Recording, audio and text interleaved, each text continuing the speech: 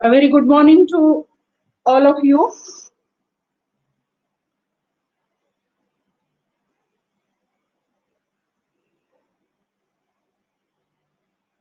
Yesterday we have started with our compulsory English, that is ability enhancement compulsory course, which is also referred as English communication. Okay, and in the previous lecture, 1 minute, I will admit a few students who have just sent me request, all right, so that they can also join the classroom right now. Yeah, it's okay.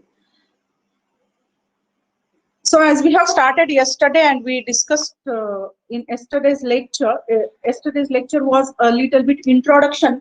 You can sit here in front of me.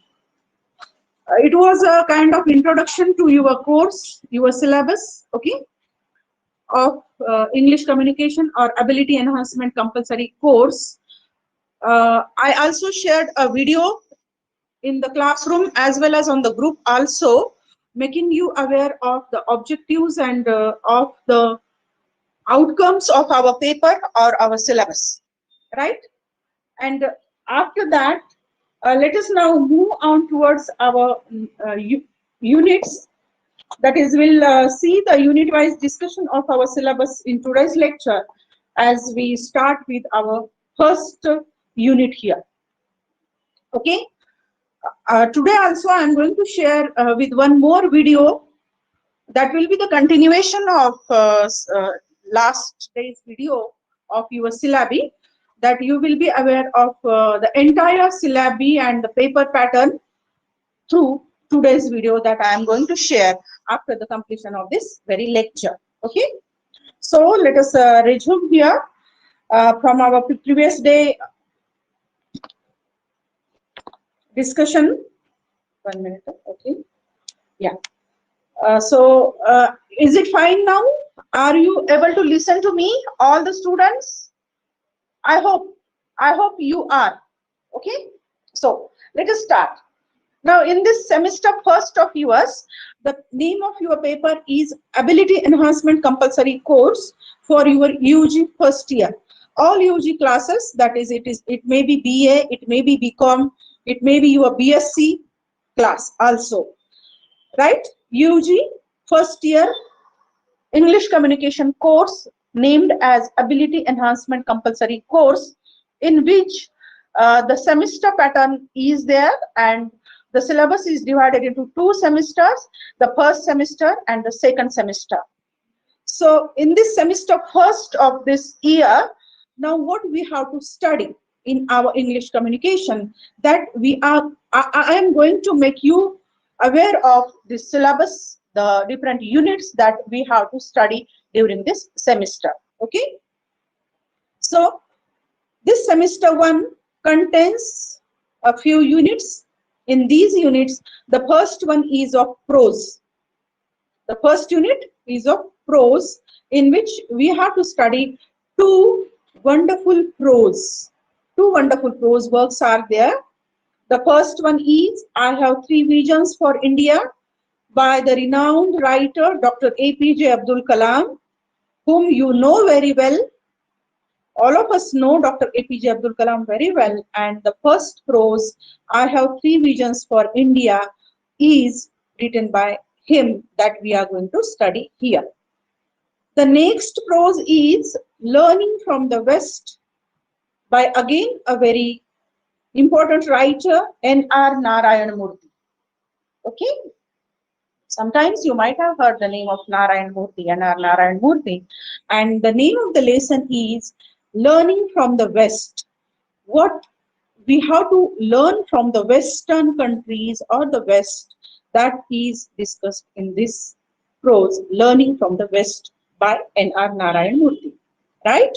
So this is our first unit that we are going to deal with during this English communication semester 1. Okay, is it fine with all of you? Now, the next one. The next unit is of short story. The next unit is of short story. So what is this short story section? It also contains two short stories that we have to study. The first short story is A Living God by Patrick Lafcadio Hearn or Koizumi Yakumo. The short story named Living God. I'm going to share the video over this discussion for your better revision. Right? A Living God by Patrick Lafcadio Hearn or Koizumi Yakumo. The first short story. The second short story is Search for a Stranger. Search for a Stranger by Gordon Livingston. Very interesting short story this is. Search for a Stranger by Gordon Livingston. Right? So in the short story section, the unit number 2 of short story section, we are going to study two short stories. Short story number A, A Living God, and short story number B, Search for a Stranger. This is unit number 2 of our syllabi. Now after this, we will move on towards our unit number 3. What we are going to study in this unit number 3, it is the unit of poetry. Okay. So in this poetry section, the first poem, here it is named as poem A. Poem A. This poem A is My Mistress's Eyes Are Nothing Like the Sun. Poem number A, My Mistress's Eyes Are Nothing Like the Sun by William Shakespeare. Okay. It is a poem by William Shakespeare. And there is another next poem, poem number B, and that is Bright Star, Would I Were Steadfast as Thou Art by John Keats. Bright Star, Would I Were Steadfast as Thou Art, John Keats. So, in the poetry section, there are two poems that we have to study. The first one by William Shakespeare and the second one by the renowned poet John Keats. Right? So this is unit number 3. The next, the fourth unit, it deals with the grammar section. Grammar or grammar section. Right? Unit number 4. What we are going to study in this unit number 4 of grammar? So, in this unit, we are going to deal with the word classes, learning language word classes, right? Unit number 4 of grammar deals with word classes. That is the first section, A, language learning word classes. And the second section, that is communication skills. Section B in the unit number 4 is communication skills. There is email correspondence, job application, and curriculum vitae or CV writing. These 3 subpoints are there in communication skills. Okay. So this is your syllabus of semester 1. 4 units are there that we have to study during our semester 1 study of English communication or ability enhancement compulsory course. Now until up to your 12th standard also you have studied English as one of your compulsory subjects. And as I have yesterday discussed with you that you are studying English right from your kindergarten days, isn't it that? So it is a pretty long time, 15 years, right from 15 years you are studying English. Okay, so you must be very comfortable with the studies of English. If you are not, then you should feel comfortable, because there is nothing as you are communicated that English is very hard, or and then the mindset, actually the mindset works here. If you think that English is hard, then you will definitely feel that English is hard. If you feel that English is not at all hard to study, to learn, to teach, then you will never face any difficulty in the study of English language, in the study of English literature, while studying all these things in English. Okay, so it is up to you, and that's why my appeal to my students is that you should remove this fear about the studies of English language from your minds at this very starting point, and then you will be very comfortable with the studies of English language, and that is what I want you to feel at. You should feel comfortable with the studies of English language. You should be habitual of listening to English during the English lectures at least, later on also. Now, as here we are the students of English, it becomes essential for us to conduct each and everything, each of our activities during these classes in English. So I once again request all my students, try to speak in English as it is possible for you, and slowly and gradually you will develop the skill of speaking also.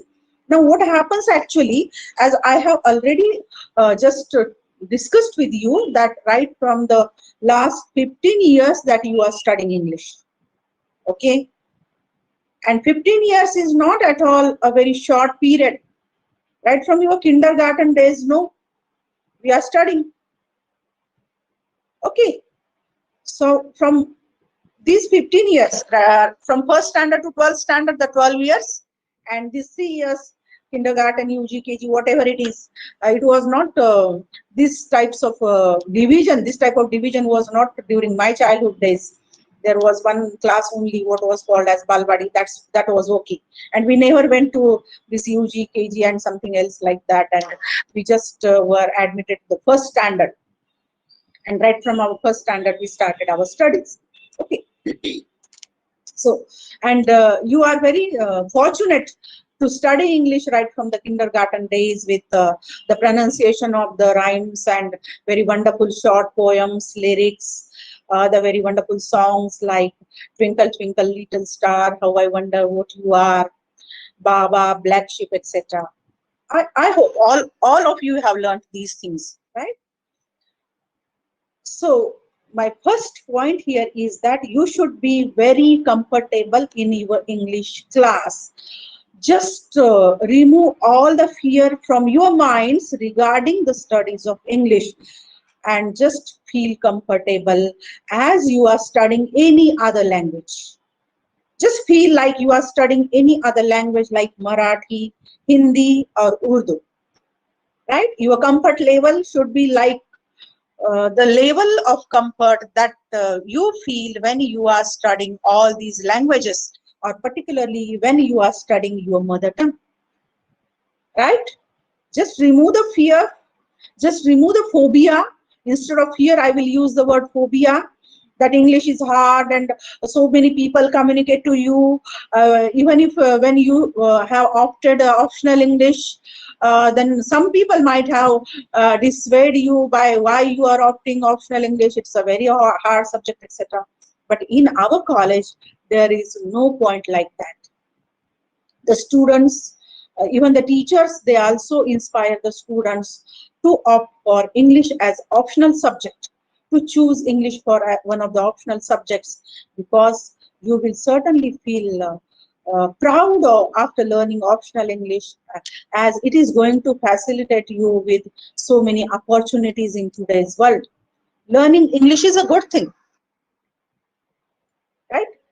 Though we study it under the title compulsory, when we feel that something is compulsory, we feel a little bit of hesitation. Oh, it's compulsion. No.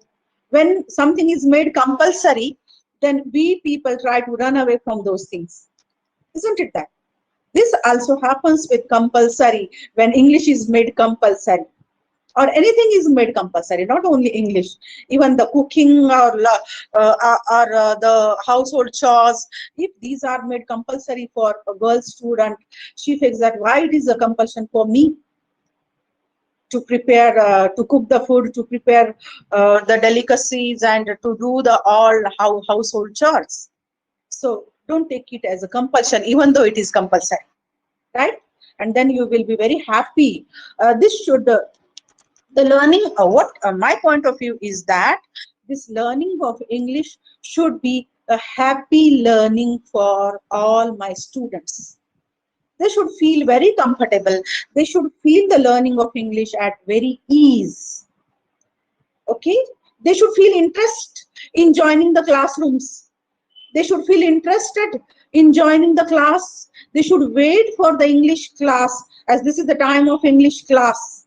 Okay, our English class is going to be conducted at this time, and we should get ready for that. You should do some previous reading. Just now, set your timetable from today itself, that learning something in English every day, reading something in English every day, listening something in English every day, reading something in English every day, and try to speak in English every day, at least for, say, for 5 minutes. Okay? At least for 5 minutes, you should read something. At least for 5 minutes, you should talk in English with your friends, with your teachers. You can talk in English with me.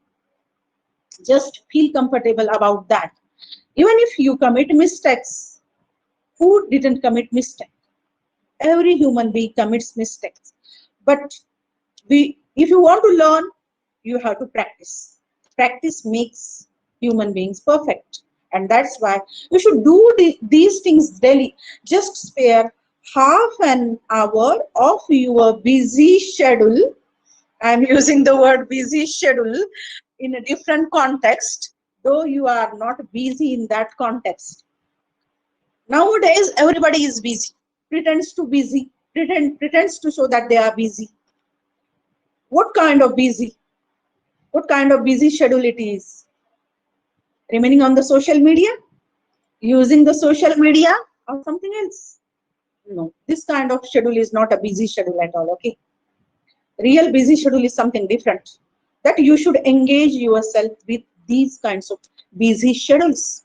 That you should be busy with your studies. You should be busy with your activities related with your studies every day. Isn't it that?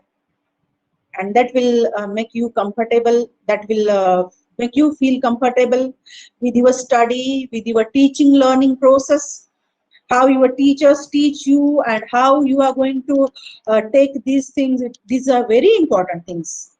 Okay? So, be sincere, be fully attentive while you are attending the classes, whether it is offline or whether it is online. But you have to be fully attentive and just go on following the advice, go on following the suggestions, and in between, whatever you want to share with your teachers, you are fully permitted to share your views with your teachers, right? So the teaching learning of any subject, any paper should be a two-way process. It never should be a one-way process that the teacher is talking all the time and the students are listening. You are fully allowed to take participation in the classroom activities. Okay? You are fully allowed, and that's why I actually want that the students also should take participation in the discussion section, right? So after this, now you will be aware of the remaining things. It will be when I share the video regarding these things, it will be a kind of revision for you. And right now, let us start with our first unit, prose section, from today itself. Because as it is already late due to the COVID-19 pandemic, the situation is somewhat critical, and we don't know when you will feel the compulsion to sit at home and you will not be allowed to come to the college anymore. We don't know when the situation will change, and that's why we'll directly move towards our syllabi right from this lecture of ours. Okay. And as I have suggested to you that this compulsory textbook named Horizon, that I am going to share with you the image of the front page of the book, and also some texts which are available with me in the PDF format that I have made for you students only during the previous year. Some sections are available in the PDF format that will be definitely shared to you. But my suggestion to all the students is that you have to purchase this book, as it is for both of your semesters. And having the book in front of you is always a better thing. Reading the book is always a better thing. That I have just asked all the students yesterday that how many of you have read the books? And the question and the answer you know very well. There is no need to revise it once again, that how many of the students have read the books of their texts which were prescribed to them, whether it was of English, whether it was of any other subject, how much you have read and how we have completed our studies. So I always advise the students, I always expect from the students that they should learn, they should read the textbook whichever is prescribed to them.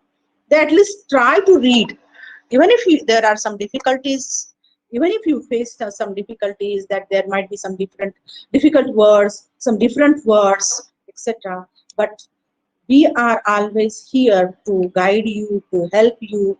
And the second option is that the Google is always for your help if you want to avail that opportunity. Right? The Google Guru is the most important guru in today's world, but use it with proper sense always. Okay? So let us move on towards our first unit, prose, semester 1, unit number A, prose, first unit prose, and in that unit number A is I have 3 visions for India. I have 3 visions for India. Now,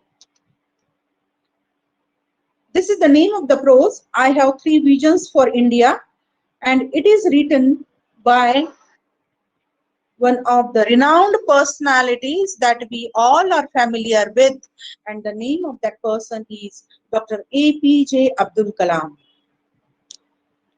Dr. APJ Abdul Kalam. Okay. Do you know something about Dr. APJ Abdul Kalam? Yes? You know? Yes or no? You know his name? Have you heard something about the wings of fire? Yeah. What is the name of its translation in Marathi? Wings of fire. How it is translated in Marathi? You can send your answer in the chat box. The students who are here online. Yes, it is his autobiography. It is his biography, autobiography, Wings of Fire, right? Autobiography. But I'm asking about its translated version in Marathi language. What is the name? Have you listened? Have you heard the name? What is the name?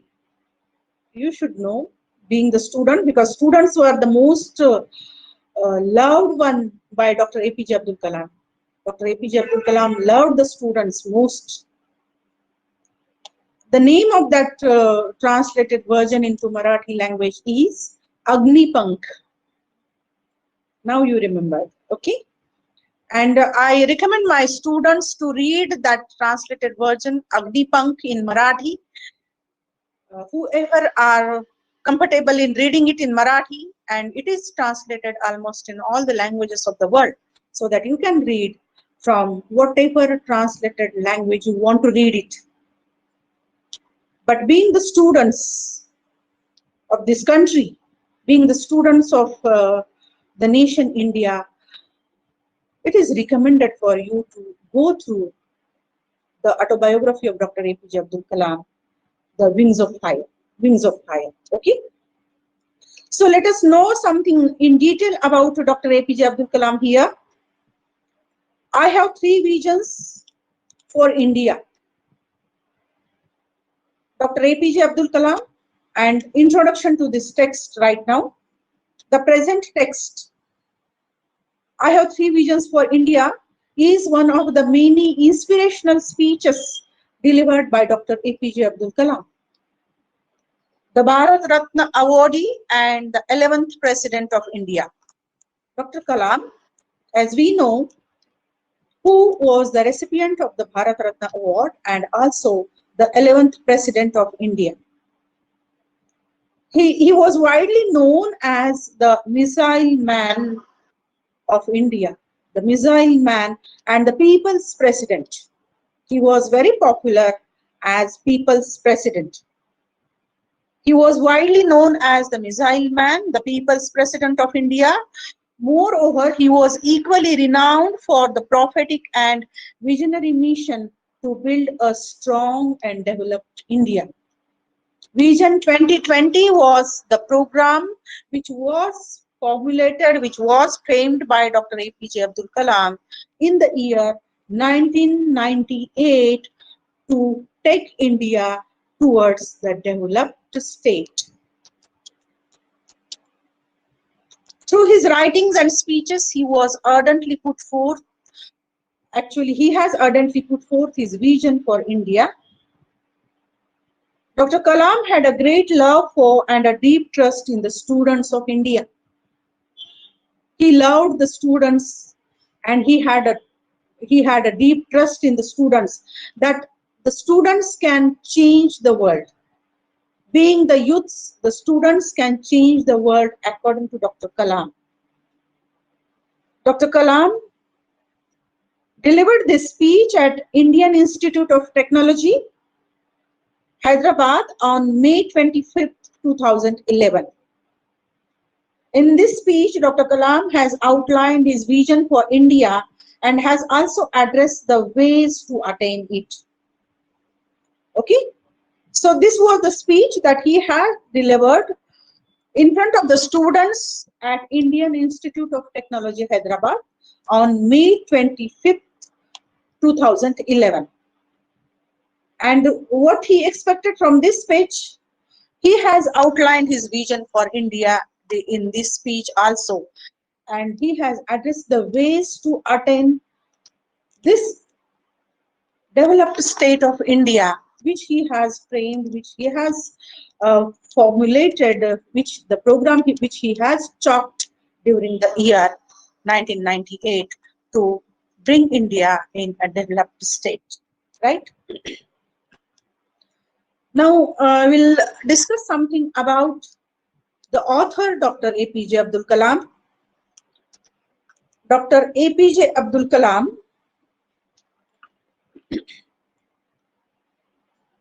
the full name of Dr. Kalam is Aul Pakir Jainuluddin Abdul Kalam. Aul Pakir Jainuluddin Abdul Kalam, and he is publicly referred as Dr. APJ Abdul Kalam.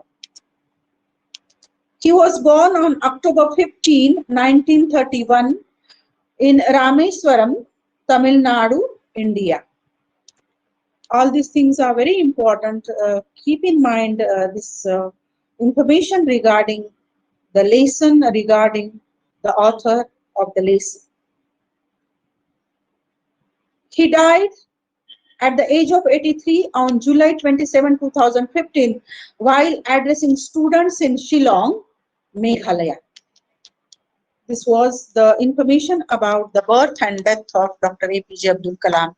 Okay. Dr. Kalam began his career as a scientist in the Defense Research and Development Organization, that is named as DRDO. And later he entered the Indian Space Research Organization, ISRO or ISRO, right? As a project director of the satellite launch vehicle SLV-3.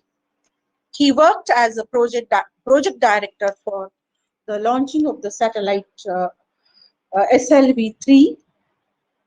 He designed and produced the satellite launch vehicle for the projection of SLV-3 in India for the first time. Dr. Kalam then rejoined DRDO once again in 1982. He started his work with DRDO, then he moved on towards ISRO, and then again he returned to DRDO for his work. There he played a key role in planning the program that produced a number of successful missiles. And the rest is history, that we all know how he has managed to work to take India towards a developed state in the field of technology. It is this phenomenal contribution of Dr. Kalam that earned him the glorious title of the Missile Man of India. And we all know Dr. Kalam as the Missile Man of India. Now, as a scientist, how he served. As a scientist, Dr. Kalam played a leading role in the development of India's missiles and nuclear weapons program. From 1992 to 1997, he was a scientific advisor to the Defense Minister, and he later served as the principal scientific advisor from the year 1999 to 2001 to the Government of India. With the rank of a cabinet minister, his rank then was like that of a cabinet minister. His prominent role in the country's 1998 nuclear weapon test established Dr. Kalam as a national hero. So he played the prominent role during 1998 in the nuclear weapon test that was conducted by India in 1998. His immense contribution in making India equipped with space technology and nuclear power resulted in his election as the President of India during the year 2002, and he served as the President of India from 2002 to 2007. In 1998, Dr. Kalam put forth a countrywide plan called Technology Vision 2020,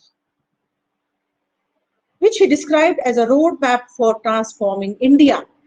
Now there are immense technological advancement all over the world, not only in India, but all over the world. We have advanced in the field of technology to a great extent. This plan of Dr. Kalam, popularly known as Vision 2020, included increase in agricultural productivity using technology. So it was not only associated with the advancements in technology, but technology for the sake of agricultural productivity, to increase agricultural productivity was the motto of this Vision 2020. Dr. Kalam authored several books also, including a renowned autobiography, Wings of Fire. Wings of Fire was written in 1999. Among his numerous awards were two of India's highest civilian awards, the Padma Vibhushan in 1990 and the Bharat Ratna in 1997. Okay, so this was a brief information about the author Dr. APJ Abdul Kalam and the versatile roles that he had played in the development of India, taking India towards the advanced technological development in each and every field. Okay.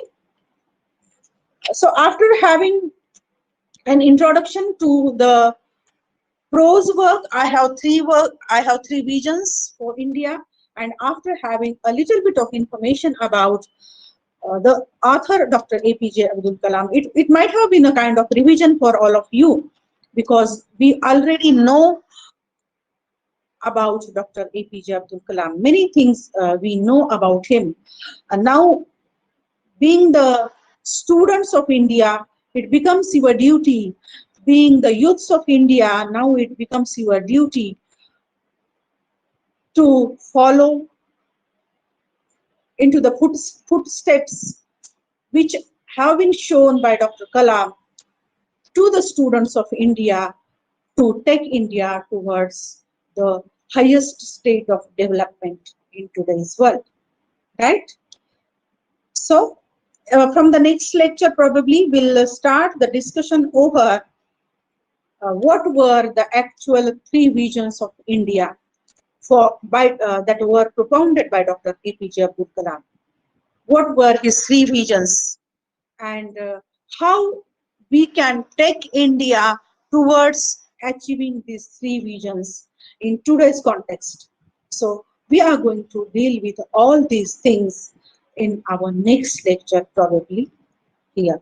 I hope that you might have been very much comfortable with what I have taught you in today's lecture. If you have some queries, if you have some difficulties, uh, you can frankly convey me, you can frankly ask me in the classroom as well as via online modes also. Okay? Yeah. And I hope that from the next lecture, more and more number of students will join these classes, the online and offline mode also, and you will study well, you will progress well as a student, as Dr. Abdul Kalam, Dr. APJ Abdul Kalam has expected from you. And I hope that probably you will contribute in India's development as students, as youths, as the responsible citizen of our country. Okay?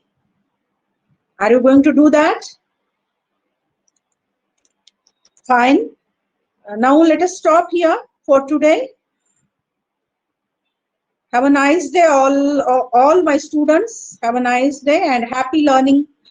Keep on studying and learning. Happy learning, all of you. Have a nice day. Bye.